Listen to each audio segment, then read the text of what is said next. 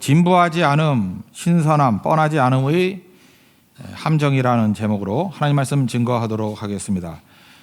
사도 바울은 굉장히 열심히 있고 충성스러운 하나님의 종이었습니다. 그걸 누가 부인할 수 있겠습니까? 근데 오늘 사도 바울은 2장에서 자기가 두려워하는 게 있다라고 얘기를 합니다.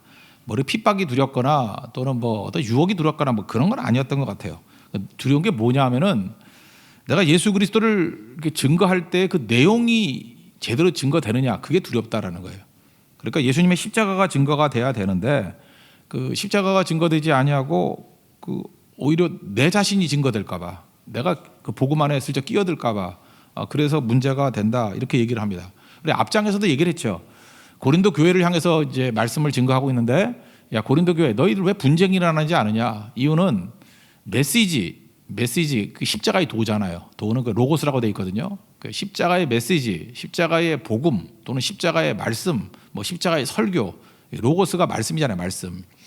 그 메시지에 초점을 맞추지 않고 메신저에 초점을 두기 때문에 그렇다. 바울파다, 아볼로파다, 게바파다, 그리스도파다, 파벌이 나눠지는 이유가 뭐냐 하면은 복음의 내용보다도 자꾸 사람에게 초점을 두니까 이렇게 분쟁이 일어나지 않느냐, 그걸 얘기하고 있습니다. 그러니까 하나님께서 제대로 역사하게 되면요, 하나 되게 만드는 힘이 있습니다. 십자가를 증거하면 하나 돼요. 교회가 복음을 증거하면 하나 된다라는 거예요. 반면에 이게 메신저가 막 드러나기 시작하면 반드시 분열이 일어나요. 그러니까 어딜 가서나 복음을 증거하지 않고 십자가를 증거하지 않고 자꾸 사람이 드러나면 이렇게 분열이 된다고. 이제 사도 바울이 그걸 향해서 막 질책을 했잖아요, 1장에서. 근데 그게 남 얘기가 아니고 나도 언제든지 그럴 수 있다라는 것을 보여주고 있습니다. 오늘 아침에 역대하 20장에 여호사밧의 대승리를 봤죠. 그때 여호와의 복병이라는 얘기가 나와요.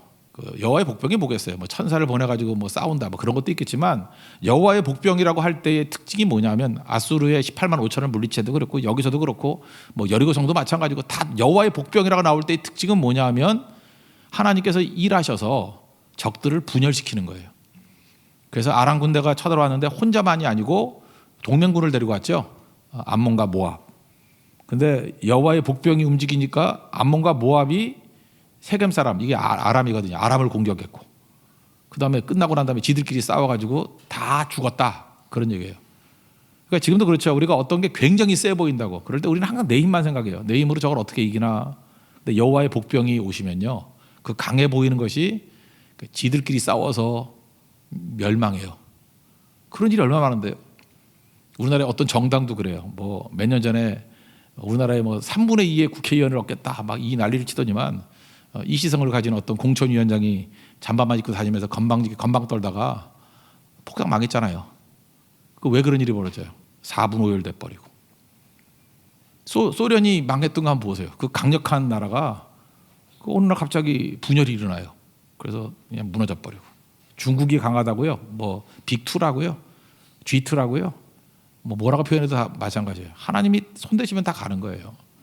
그래서 아수르도 가고 바벨론도 가고 그리스, 헬라, 로마 다 어느 순간이 되면 다 분열로 끝나버리잖아요. 그게 바로 여호와의 복병이라고. 그러니까 하나님이 함께 하시면 하나됨을 이루게 되는데, 하나님을 떠나는 거, 마귀가 역사하게 되면 마귀는 분열의 영이기 때문에 그게 분열로 망해버린다니까요.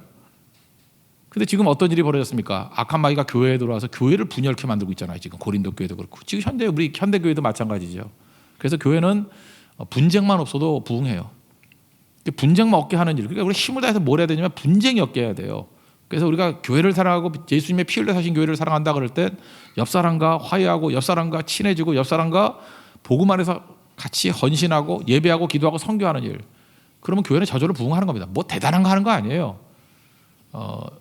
평안에 매는 줄로 우리 하나 되게 하신, 성령이 하나 되게 하신 것을 힘써 지키는 거, 그거 하면 나머지는 자동적으로 된다라는 거예요.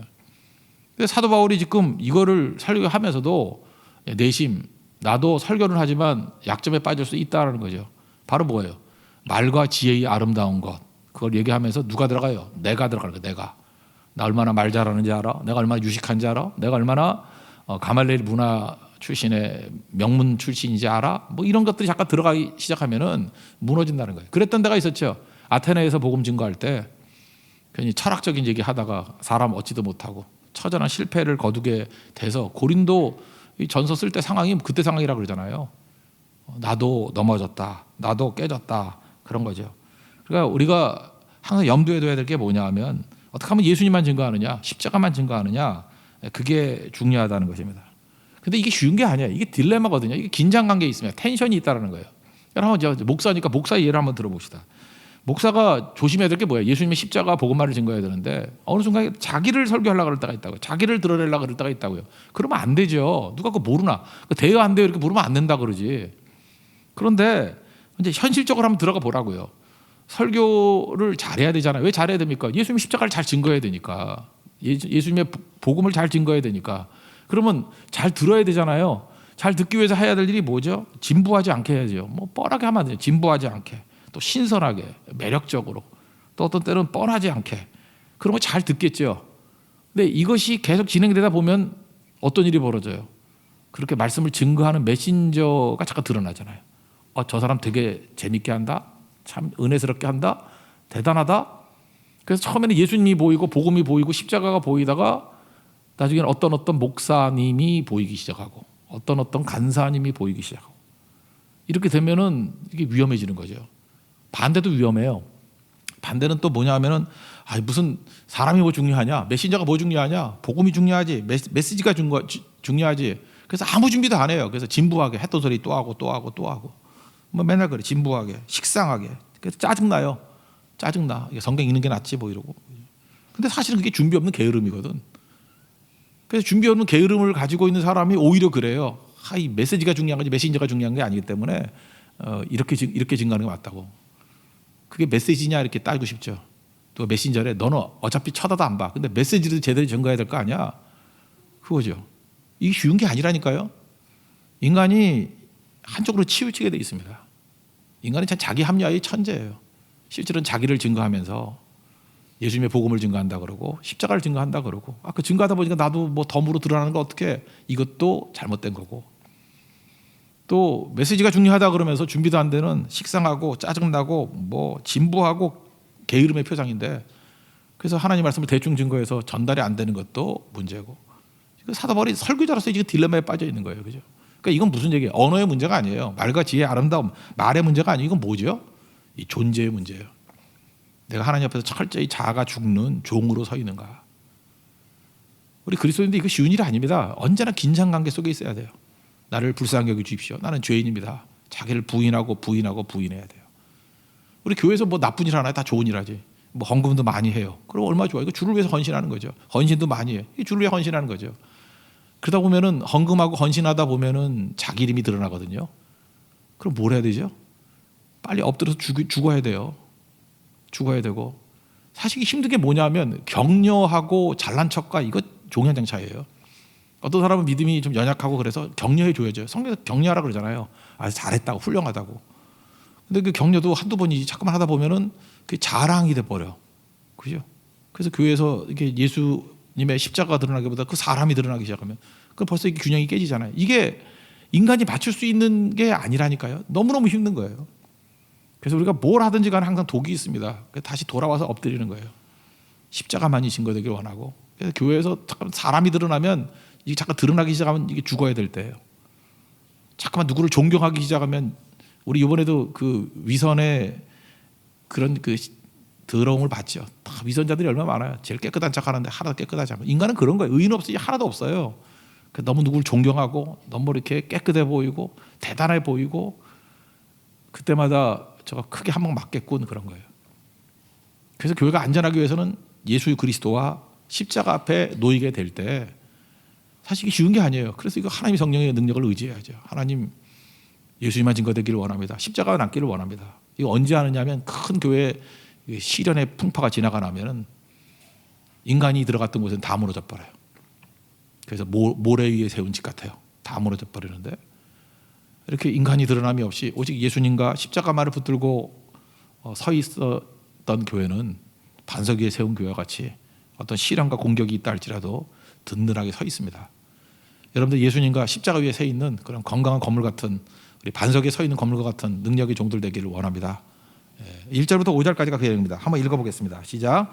형제들아, 내가 너희에게 나아가 하나님의 증거를 전할 때 말과 지혜의 아름다운 것으로 아니하였나니 내가 너희 중에서 예수 그리스도와 그의 십자가에 못 박힌 것 외에는 아무것도 알지 아니하기로 작정하였습니다. 내가 너희 가운데 거할 때 약하고 두려워하고 심히 떨었노라. 내 말과 내 전도함이 설득력 있는 지혜의 말로 하지 아니하고 다만 성령의 나타나심과 능력으로 하여 너희 믿음이 사람의 지혜에 있지 아니하고 다만 하나님의 능력에 있게 하려 하였노라. 이 기교는 뭐 부릴 필요 없다라는 거예요. 제가 하나님께 저에게 주신 최근에 그 깨우침과 복 중에 하나가 뭐냐면 통역 설교를 많이 하게 했어요. 뭐 선교를 많이 가니까 예배 중심이 되니까 통역 설교를 하잖아요.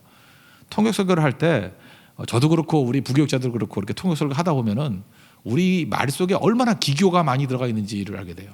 그래서 말을 비비 꼬는 거예요. 멋지게 하려고 뭐 똑같은 거 반복하고. 그럴 때 그 통역이 안 돼요. 그런 거는. 그 문화적인 배경이 있고 말장난이기 때문에 말장난은 통역이 안 돼요. 문화적인 배경은 통역이 안 돼. 그래서 저도 많이 하다 보니까 군더더기가 다 사라져. 오로지 간결한 메시지만 증거할 때 그건 알잖아요. 그건 잘 전달이 돼요. 그리고 뭐 걸리적거리는 게 없어요.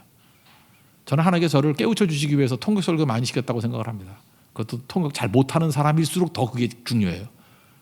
쓸데없는 소리 하면 통역이 안 돼요. 근데 요긴하게 하나님 말씀만을 증거하고 핵심만을 증거하고 성경에서 말하는 그 어떤 그 카운터 펀치 같은 말씀들이 있죠. 그것만 증거하면 성령께서 일하셔서 더 강력하게 쓰임 받게 되더라는 것입니다. 제가 한번 생각해 봤어요. 어떤 게 있을까 생각해보니까 제가 했던 설교 원고를 한번 이렇게 쭉 뒤져봤거든요. 그랬더니 옛날에 했던 설교예요. 요한복음 9장에 거기 보니까 맹인이 나와요. 맹인이 나오는데 예수님께서 실로암 못에 가서 뭐 씻으면은 눈이 떠진다. 뭐 이런 말씀이에요. 근데 예수님 말씀은 간단하더라고요. 실로암 못가로 가서 씻으라. 그러면 낫는다. 그럼 이렇게 증거해야 될 거 아니에요. 실로암 못으로 가서 씻으라. 그러면 낫는다. 왜 낫죠? 예수님이 명령하신 말씀대로 순종했기 때문에 낫는 거고 예수님의 능력으로 낫는 거죠. 그러니까 이 얘기를 하고 예수님을 강조하고 예수님의 능력을 강조하고 예수님 말씀대로 순종하는 게 얼마나 중요한지를 강조해야 되는 게 메시지잖아요. 뭐 군더더기가 뭐 필요해. 예수님이 가라 그랬으니까 가는 거지 딴 사람이 가라 그래서 간다고 되는 거 아니에요. 실로암못에서 뭐 한 번 씻어도 되는 거지. 예수님이 하니까 예수님이 아닐 때 뭐 100번 거기서 목욕을 해도 안 되는 거예요. 그러니까 왜 가능한 거죠? 명령은 간단해. 실로암못에 가서 씻으라. 그러면 낫겠다. 예수님이 말씀하셨기 때문에 되는 거고 순종했기 때문에 되는 거고 예수님의 능력이 있기 때문에 되는 거예요. 그걸 강조하는 게 설교죠. 통역 설교는 그렇게 되더라고요. 딴 얘기를 안 하잖아요. 근데 부끄럽게도 저는 어떻게 설교했는지 아십니까?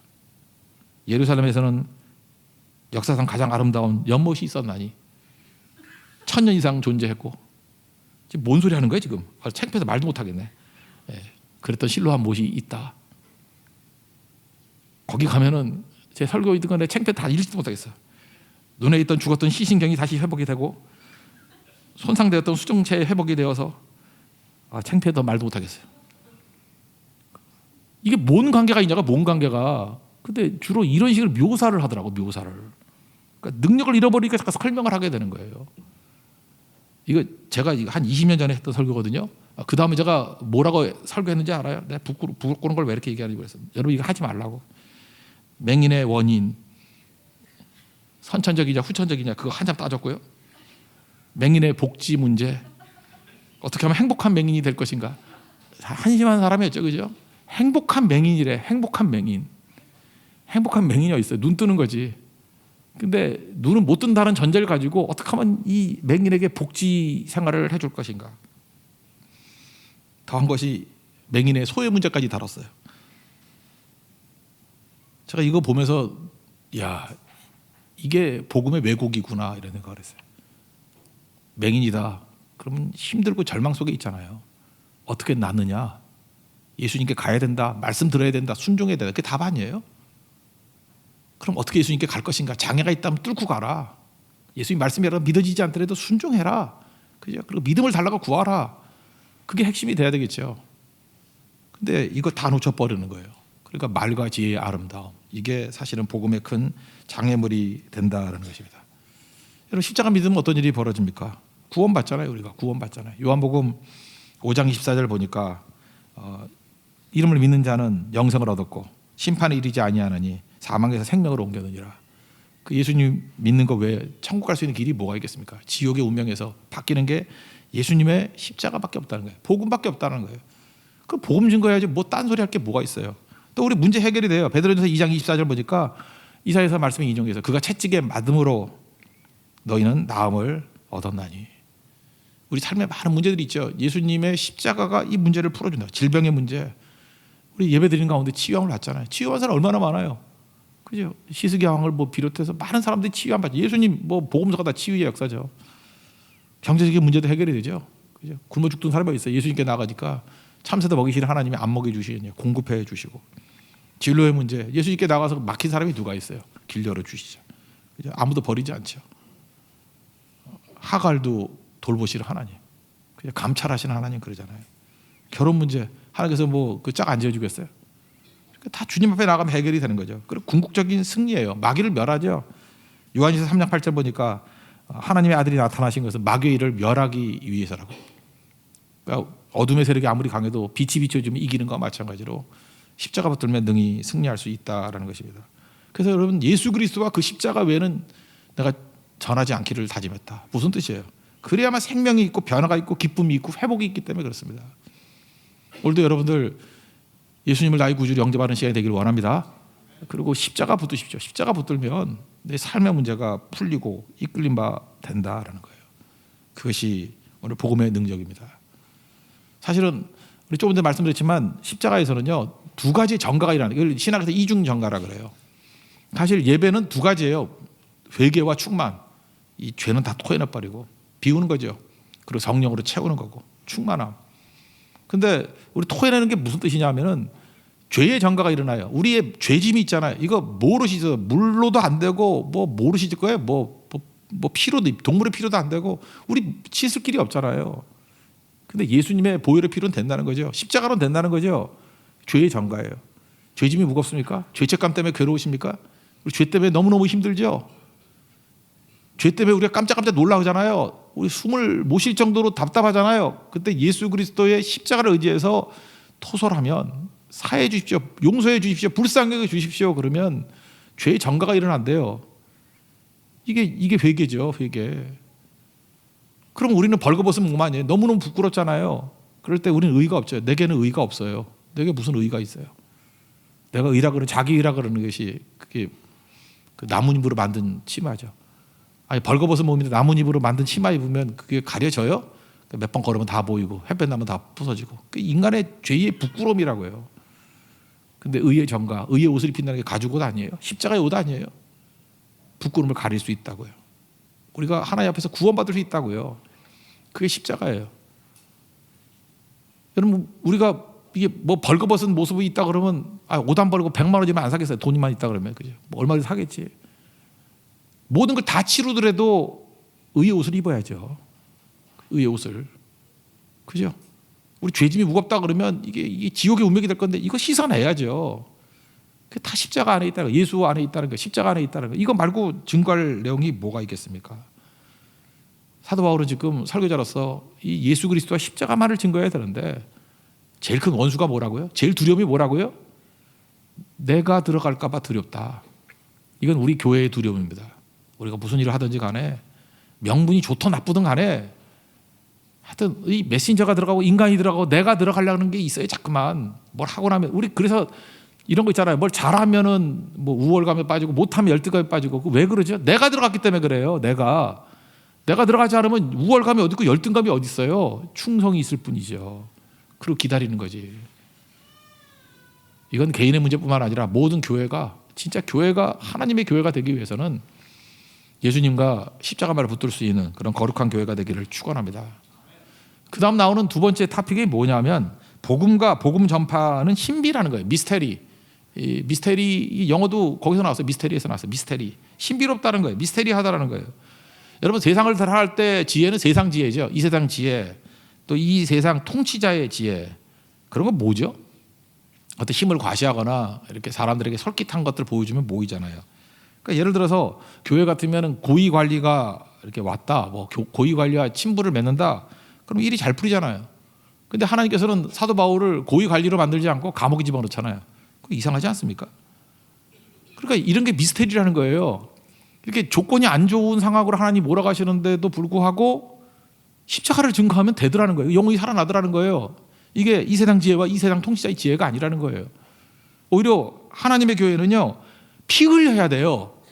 하나님의 교회는요, 깨져야 돼요. 하나님의 교회는요, 이렇게 잘난 사람들이 아니라 어떻게 보면 아둘랑굴에 모여있는 이렇게 버림받은 사람들이 왔을 때 더 잘 돼요. 그래서 미스테리예요. 야, 이상하다지 뭐 이상하다. 이거 왜 이런 일이 벌어지냐. 그럴 때 그 사람들 통해서 십자가를 붙들기 때문에 그렇다라는 거죠. 그래서 교회가 잠깐만 이렇게 멋진 음악 만들려고 그러고, 그 다음에 좋은 분위기 만들려고 그러고, 좋은 시설, 좋은 인맥, 뭐 그러면 사람 더 오죠. 더 오는데 그 사람들이 십자가로 변화된 사람이 오는 건 아니라는 거예요. 그냥 많이 모일 뿐이지. 성령 얘기는 그 얘기예요.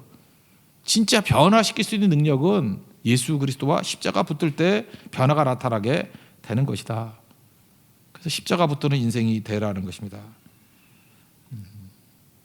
재미, 흥미, 뭐 의미, 뭐 이런 거 추구하면 솔깃하죠.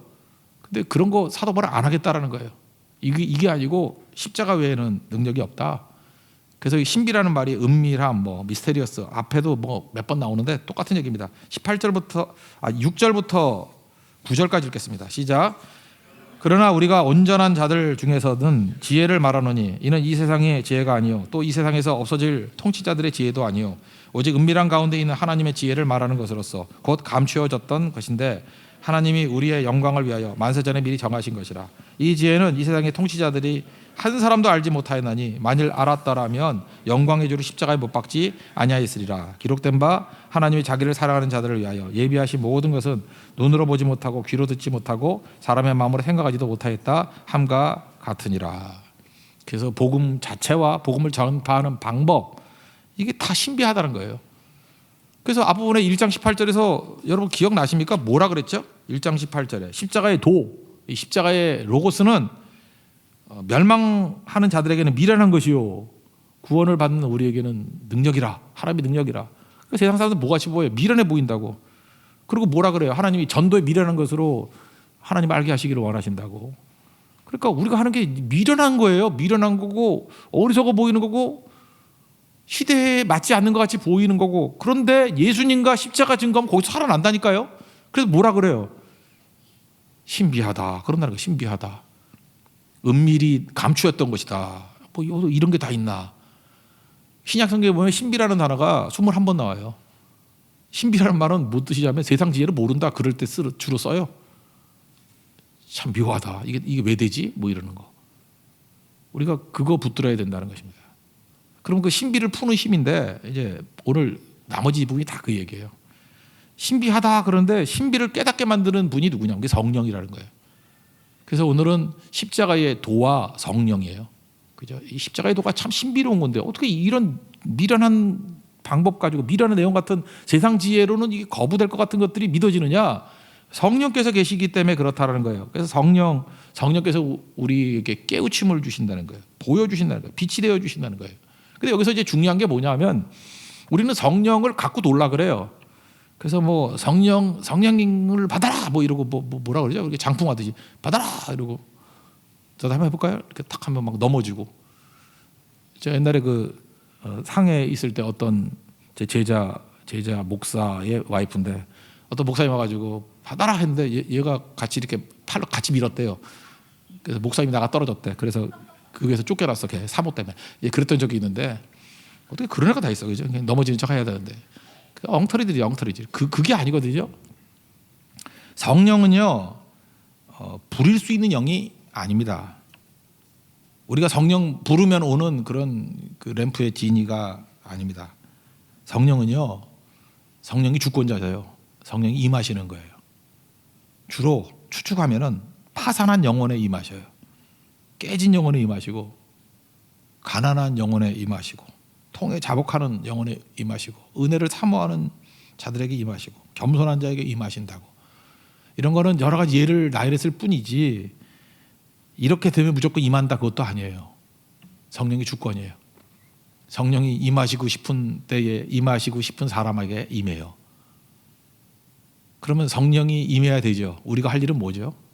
그래서 믿고 기다리는 거예요. 성령은 기다리는 거예요. 성령 받아라 이런 게 없고요. 성령은 기다리는 거예요. 성령이 임하기를 원합니다 하고 기다리는 거예요. 기대하고 기도하고 기다림, 그럼 기적이 나타난다고. 사기. 성령은 기다리는 거예요. 그래서 대표적인 게 우리 누가복음에 나오잖아요. 24장 49절. 너희는 위로부터 능력으로 입혀질 때까지 이 성에 머물라, 기다리라. 그래서 예루살렘에서 기다리면서 기도했을 때 10일 만에 오순절에 성령이 임재가 있었죠. 그러니까 지금도 마찬가지예요. 모여가지고 똑같이 하면 성령이 임한다, 그런 보장 없어요. 성령이 어떤 방식으로 어떻게 임할지를 몰라요. 그래서 성령을 바라면서 기다리는 거예요. 기다리는 거. 그럼 성령이 오시면 우리에게 깨우침을 주셔요. 보여주시고 이 신비를 알게 하시고, 우리가 십자가의 복음, 이렇게 전도에 미련한 것 같이 보이는 예수님과 십자가를 증거했을 때 우리 믿음을 주시고 힘을 주시고 우리를 살려주시고 하는 것들이 성령이 하시는 일이라고. 그러니까 우리가 아무리 우리 노력과 수고 갖고 되는 게 아니에요. 우린 그러죠. 이번에 수고를 다 하면 될 거야. 그렇지 않아요. 수고는 해야 되지만 수고로 되는 거 아니에요. 수고 위에 성령이 기름 부어줄 때 되는 거예요. 우리 노력으로 된다. 노력으로 되는 거 아니에요. 노력 위에 성령께서 기름 부어주셔야 되는 거라고. 어떤 때는 노력하고 수고해도 안 될 때 있어요. 그렇다고 낙심하면 안 돼요. 또 기다리는 거예요. 성령의 새바람이 불 때가 있어요. 그걸 기다리는 거예요. 바라고 바라는 거예요. 그게 성도들의 모습이라는 것입니다. 10절부터 12절까지를 한번 읽겠습니다. 시작. 오직 하나님의 성령으로 이것을 우리에게 보이셨으니 성령은 모든 것 곧 하나님의 깊은 것까지도 통달하시느니라. 사람의 일을 사람의 속에 있는 영 외에 누가 알리오? 이와 같이 하나님의 일도 하나님의 영에는 아무도 알지 못하느니라. 우리가 세상의 영을 받지 아니하고 오직 하나님으로부터 온 영을 받았으니 이는 우리로 하여금 하나님께서 우리에게 은혜로 주신 것들을 알게 하려 하심이라. 성령이 오시면 은혜로 주신 것들을 알게 한대요. 그러니까 보게 하시는 거예요. 나중에 고린도전서 12장 3절 보니까 성령으로 아니하고는 누구든지 예수를 주시라 할 수 없느니라. 그러니까 예수님을 주님이라고 고백할 수 있는 게 이게 성령께서 하시는 일이에요. 그러니까 예수님이 주님으로 믿어지는 거예요. 예수님이 주님이죠. 예수님밖에 없지요. 이게 왜 믿어져요? 성령께서 그렇게 알려주시기 때문에 그렇다는 거예요. 요한복음 16장 8절을 보니까 성령이 오시면 알려주시죠. 죄에 대하여, 의에 대하여, 심판에 대하여 우리를 책망하신다 그러잖아요. 그 죄에 대해서 알려준다는 게 뭐예요? 믿지 않는 게 죄래요. 그러니까 죄가 뭔지를 알겠죠. 믿음이 없는 거, 예수 믿지 않는 게 죄라는 거. 의가 뭐예요? 아버지께로 간다 그러니까 십자가죠. 십자가가 의라고. 내 의가 아니고 십자가가 의다. 심판은 뭐예요? 최종 판단은 세상이 하는 게 아니라 하나님이 하신다. 이거 어떻게 알죠? 이 세상 지혜와 이 세상 통치자의 지혜는 몰라요. 근데 성령이 임하면요, 우리 딴 게 죄가 아니에요. 안 믿는 게 죄예요. 안 믿는 게. 그래서 맨날 내가 믿음이 없습니다. 믿음 없으면 불쌍히 여겨 주십시오. 그리고 믿음으로 순종하지 못한 것들에 대한 것들을 죄로 느껴요. 벌써 그렇게 느낄 때 뭐죠? 저 사람에게 성령이 임하셨군. 그리고 절대 자기 의를 의지하나요? 뭐 했다. 나는 이것도 했고요, 저것도 했고요. 그러니까 하나님 복 주실 거예요. 하여튼 멀었군, 그런 생각이 들어요. 의는요, 십자가 예수 그리스도의 의밖에 없어요. 그리고 사람들의 심판을 두려워해 벌벌 떨고 있는데 이 세상 임금 심판 그거 다 지나가요. 최종 심판자가 계셔요. 하나님이 계신다고. 백보자 심판에서 우리 심판하실 거라고. 그게 기다리는 거죠. 최종 심판이 있다고요. 한 번 주는 것을 사람에게 정하신 것인데 이후에는 심판이 있으리라. 히브리서 9장 23절. 그걸 믿게 된다고요. 이게 누가 하게 만들어요? 성령께서 다 깨우쳐 주신다고. 그러니까 우리가 할 일은 뭐예요? 그러니까 순수하게 예수 그리스도와 십자가를 증거하면 그 예수 그리스도와 십자가를 성령께서 해석해 주시는 영이에요. 깨우쳐 주시는 영이라고요. 깨닫게 해 주시는 영이에요. 그래서 풍성해진다는 것입니다. 그러니까 성령은 이렇게 보여주시니까 순종이 쉽죠. 성령 없이는 순종이 안 되는 이유가 억지로 하게 돼요. 뭣도 모르고 하는 거예요. 그러니까 힘든 거지. 근데 성령께서는 예배가 왜 중요한지, 기도가 왜 중요한지, 성교가 왜 중요한지 눈이 활짝 열린다고요. 활짝 열려서 그 느낌 아세요? 이 느낌하고 비슷한 것 같은데 등산을 하잖아요. 등산을 하면은 어려워요. 등산이 웬만한 산도 그냥 올라가는 게 쉽지 않아요. 그 한 1000m 되는 거 올라가려면 힘들어요. 힘들고 한 1500m 외국 같은 데 가서 2000m 가면 진짜 힘들어요. 막 죽을 힘이에요. 근데 산의 특징이 뭐냐 하면은 산 정상에 올라가기 전까지 다 안 보여요. 그냥 중턱이나 뭐 올라가기 직전이나 계속해서 뭐 앞사람 뭐 다리나 보이고 엉덩이나 보이지 뭐가 보여요? 아무것도 안 보여요. 그냥 나무 좀 보이고. 근데 어느 순간 정상에 딱 올라가는 순간 하늘이 보이고요, 동서남북이 다 보여요. 그 느낌 아세요? 야호 하는 이런 느낌. 야, 이거 다 보인다. 성령 충만함이 딱 그런 거예요. 그냥 뭐 답답해가지고 뭐 내가 본다고 하는 게 뭐 있었거든. 못 보는 건 아니야. 뭐 본다 했는데 그게 조금 차이인 것 같은데, 정상에 딱 올라갔을 때 그냥 사방이 다 보이는, 하늘이 보이는 그 느낌, 이게 성령 충만함이에요. 다 보이니까 그 다음에는 지혜가 달라져요. 아, 우리가 헤맸구나. 저렇게 올라오는 게 아닌데. 길이 보여요. 내려가는 길이 보이고, 우리가 어디서부터 어디까지 왔는지 과거가 다 보여요. 그리고 어디로 가야 될지 미래가 보이고, 그리고 어디에 물이 있고 어디에 평야가 있고 어디에 또 다른 산이 있는지 이 퍼스펙티브가 다 열려버린다고요. 이 성령이 보여주시는 거예요. 그러니까 성령 충만하면 눈이 열리기 때문에, 관점이 열리기 때문에 순종하는 게 어렵지 않은 거죠.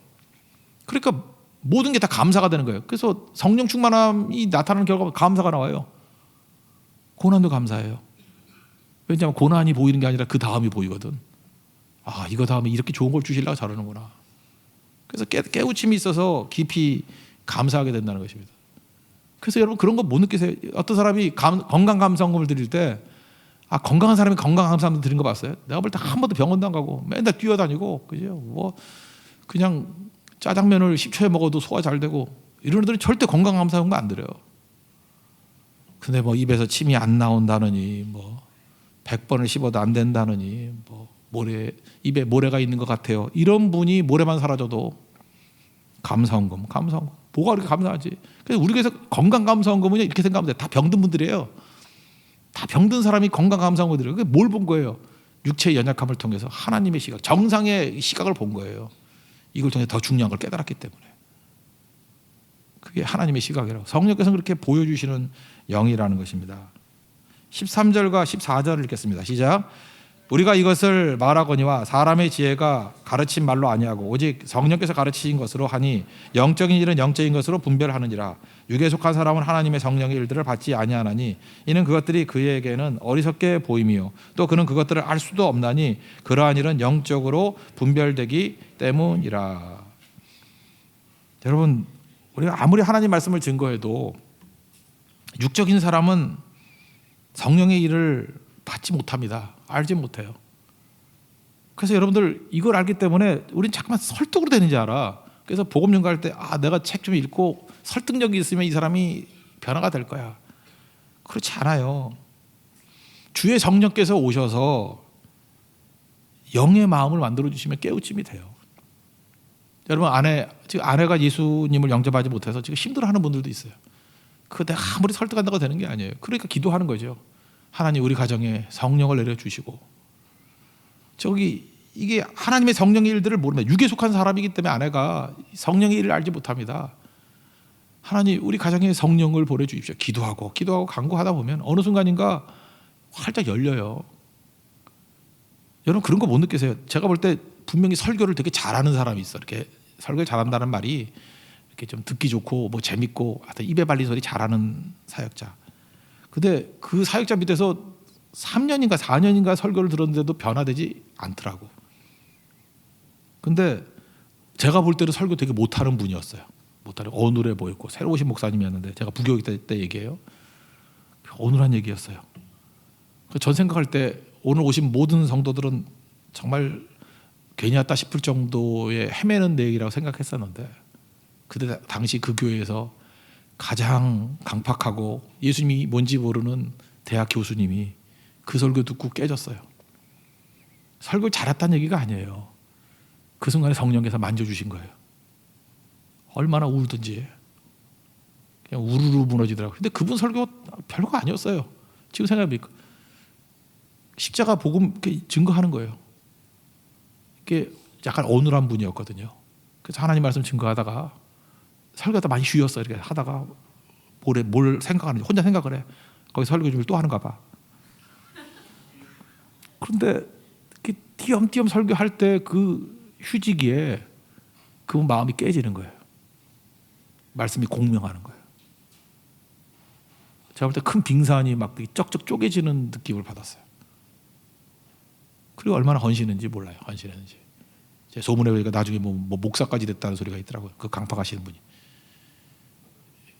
그게 성령이 하시는 일이라고요. 몰라요. 우리 선교 갔을 때 많이 느끼는 거 아닙니까? 우리가 뭐 말이 통합니까? 우리가 무슨 능력이 있고 무슨 설득력이 있어요. 그러니까 엎드려야죠. 육에 속한 사람은 성령의 일을 받지 못합니다. 우리 가는 곳이 다 육에 속한 사람들 아니에요? 그게 전도지가 그런 거죠. 말씀 증거합니다. 우리는 전도에 미련한 것을 말씀 증거합니다. 성령께서 녹여주십시오. 여러분 지금부터 기도하십시오. 우리 이번 2019년 얼마 남지 않았는데 이제 남은 기간 동안에 우리 가족 가운데 아직도 육에 속한 사람이 있다 그러면 하나님 성령의 사람이 되게 해주세요. 만나게 해주세요. 뭐 인간적인 장벽이 아니에요. 하나님께서 뚫고 들어가면 어떤 큰 바위 같은 것도 뚫고 들어가서 그의 마음을 변화시켜 주십니다. 이건 마음을 변화는 성령만이 할 수 있는 일이에요. 여러분 하나님 성령과 함께 이 복음의 능력을 체험할 수 있는 우리 믿음의 종 되기를 바랍니다. 마지막으로 15절 16절 읽겠습니다. 시작. 신령한 자는 모든 것을 판단하나 자기는 아무에게도 판단을 받지 아니하느니라. 누가 주의 마음을 알아서 주를 가르치겠느냐. 그러나 우리가 그리스도의 마음을 가졌느니라.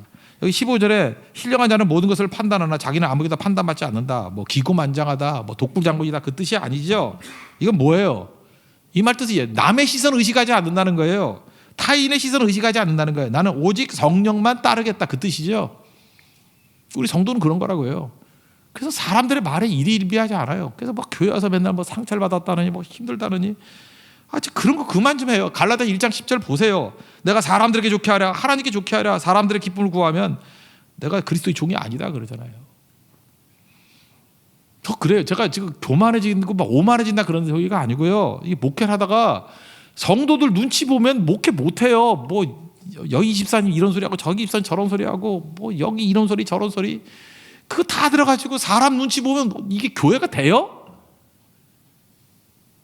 사람 소리 듣긴 듣죠. 그래서 뭐 새겨 들어야지 뭐 저렇게 하는구나. 그냥 새겨 듣는 거예요. 듣는 거. 그리고 그 문제 갖고 엎드려야죠. 그래서 하나님 말씀 예수 그리스도와 십자가 복음이 증거가 되고 변화되면 변화될 거고 그죠? 또 위로가 되면 위로가 될 거고 그러나 하나님 바라보고 해야죠. 왜 사람 판단에 휘청휘청하냐고. 사람 판단 때문에 감정 소모해가지고 일도 못하고. 여러분 감정 에너지 너무 사용하지 마세요. 그거 다 써버리면 주의 일을 언제 맨날 하나님께 주신 능력을 가지고 맨날 자기 감정 그 다스리느라고 분노 다스리고 뭐 질투심 다스리고 뭐 열받고 뭐 맨날 그러다가 그냥 하루에 반나절은 우울하지 않으면 열받지 않으면 그냥 감정에 지배된 인생을 살아가고 그럼 언제 주의 일을 해요? 언제? 사도 바울을 볼 때 이게 냉혈한이 됐다는 얘기가 아니에요. 나는 하나님 판단만 받습니다. 나는 하나님 판단 속에 살아갑니다. 그러니까 그 에너지를 가지고 증거하는 데 쓰잖아요. 이게 교회라는 것입니다. 오늘도 여러분들 주님 다시 오실 때까지 이 말씀만 붙들고 나아가는 우리 신실한 주의 종 되기를 축원합니다. 자리에서 일어나겠습니다. 마라나타 찬양하겠습니다.